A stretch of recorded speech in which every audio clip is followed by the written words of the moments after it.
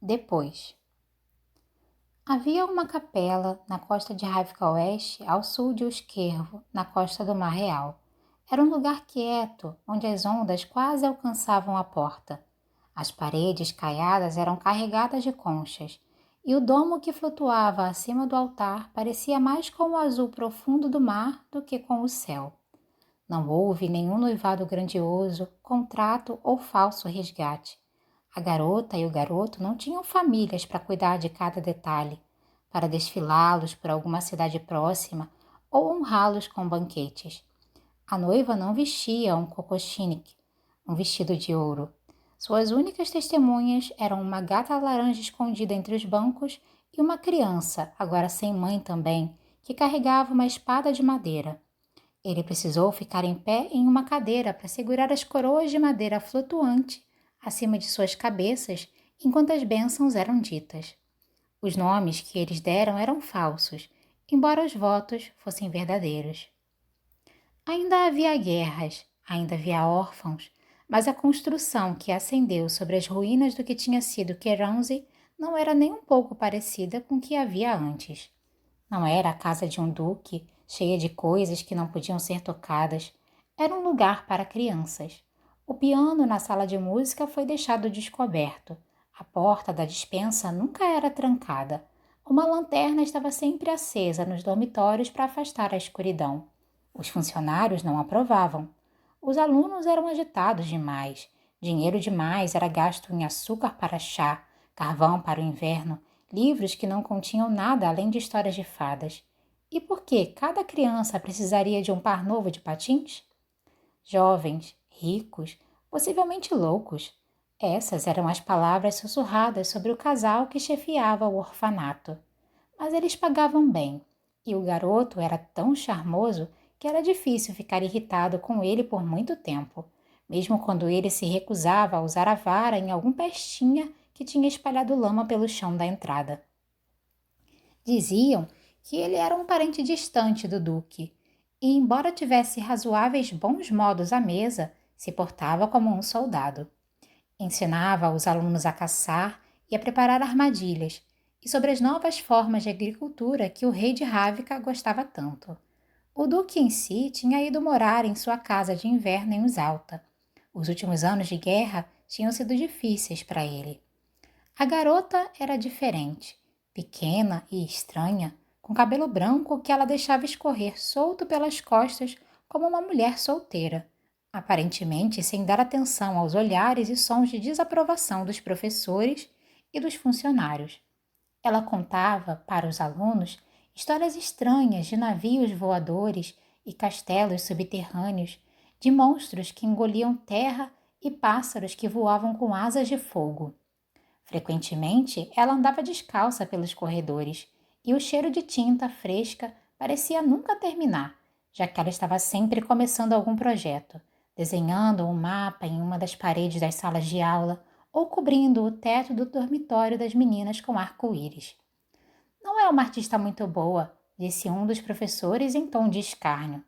Mas certamente tem uma imaginação e tanto, o outro retrucou, observando ceticamente o dragão branco enrolado no corrimão das escadas. Os alunos aprendiam matemática e geografia, ciência e arte. Comerciantes eram trazidos de cidades e vilarejos próximos para oferecer ocupações de aprendiz. O novo rei esperava poder abolir o alistamento obrigatório em alguns anos, e se fosse bem-sucedido, todo ravicano precisaria aprender algum tipo de ofício.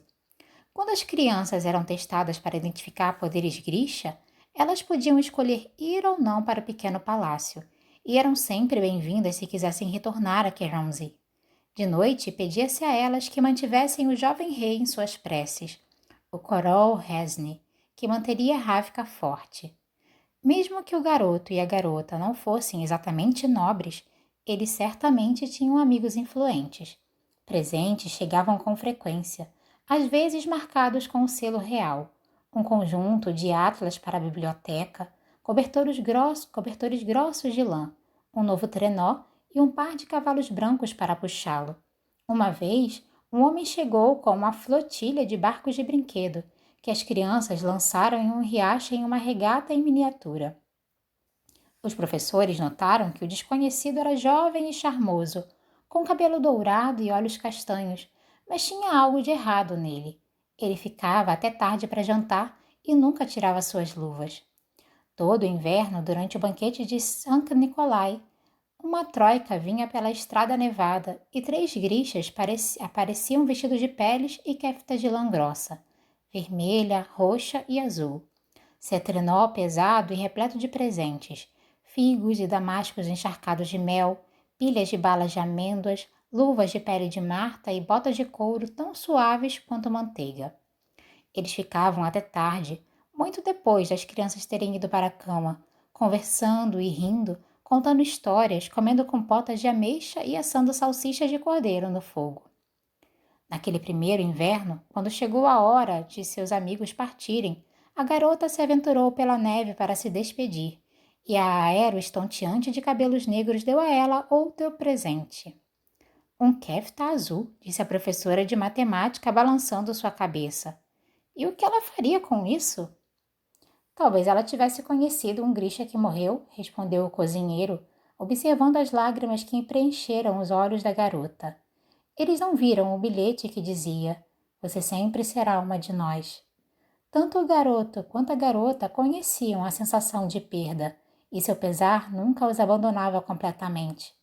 Algumas vezes ele a encontrava em pé na janela, dedos brincando nos feixes de luz que atravessavam o vidro, ou sentada nos degraus da frente do orfanato, olhando fixamente para o cotoco de carvalho perto da estrada de acesso.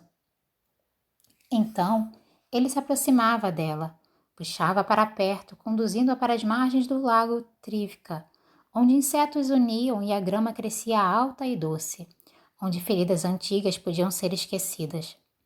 Ela via tristeza no garoto também, embora os bosques o acolhessem.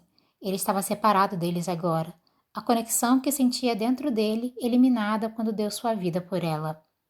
Mas então, esse momento passava, e os professores os pegavam dando risadas em um corredor escuro ou se beijando perto das escadas. Além disso, a maior parte das vezes o dia era corrido demais para ficar se lamentando. Havia aulas para ministrar, refeições para preparar, cartas para escrever. Quando caía a noite, o garoto levava um copo de chá para a garota, uma fatia de torta de limão, uma flor de maçã flutuando em uma caneca azul. Ele a beijava no pescoço e sussurrava novos nomes em seu ouvido. Linda, amada, querida, meu coração. Eles tinham uma vida comum, cheia de coisas comuns, se é que o amor pode ser chamado de comum.